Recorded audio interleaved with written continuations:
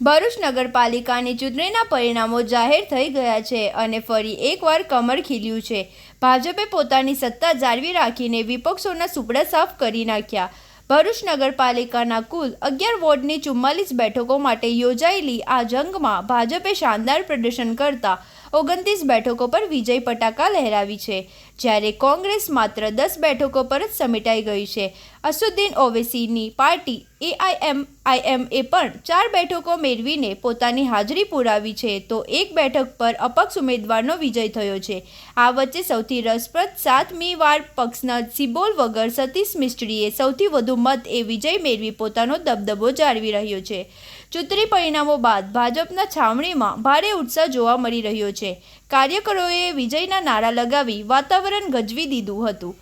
પાલિકામાં સ્પષ્ટ બહુમતી મળતા હવે આગામી સમયમાં પ્રમુખ અને ઉપપ્રમુખની વરણી માટે પ્રક્રિયા તેમજ બનશે।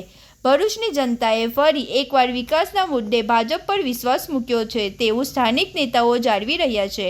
આમ ભરૂચ નગરપાલિકામાં ફરી એકવાર ભાજપનું શાસન સ્થાપિત થયું છે।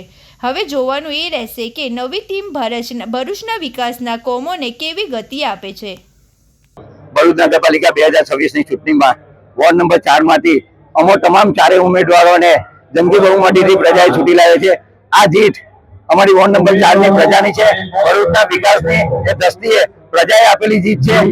આ જીત બદલ પહેલા તો અમે ગુજરાતના મોવડી મંડળનો, ભરૂચ જિલ્લાના મોવડી મંડળનો, ભરૂચના ધારાસભ્યનો રમેશભાઈ મિસ્ત્રીનો, ભરૂચના સાંસદ શ્રી મનસુખભાઈ વસાવાનો છે, જેમને અમારી પર ભરોસો મૂક્યો છે, તેમનો અમે આભાર માનીએ છીએ અને અમે એક કમિટમેન્ટ કરીએ છીએ કે જે એમને ભરોસો મૂક્યો છે આગળના વર્ષોમાં જે વિકાસ થયો છે તે વિકાસ બમણી ગતિએ ભરૂચમાં થશે અને વિકાસની ગતિ હવે વધારે વેગવંતી બનશે।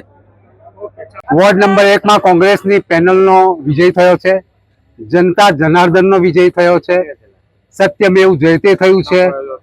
ડર, ભય અને તાનાશાહીની વિરુદ્ધ જનતાએ જે મેન્ડેટ કોંગ્રેસની પેનલને આપ્યો છે એને અમે સંપૂર્ણપણે સાકાર કરવાના એમના જે સપનો છે, જે અધૂરા કામો છે એને અમે પૂરા કરીશું। કયા અધૂરા કામ?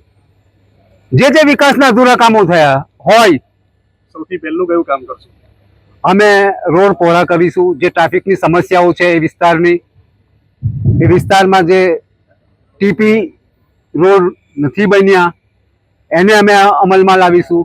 પ્લસ બાગ બગીચા, રમતના મેદાન ઉપરાંત જે ટીપી સ્કીમની જે સુવિધાઓ ત્યાં ડેવલપ બિલકુલ નથી કરી 15 વર્ષ ભાજપના કુશાસનના કારણે, તે અમે ચોક્કસ લડત આપવાનો તો કદાચ નહીં આવે, કારણ કે જે જનતાનો ચુકાદો છે, જન આક્રોશ છે, એ સત્તા પરિવર્તન પણ થાય એવી શક્યતા છે।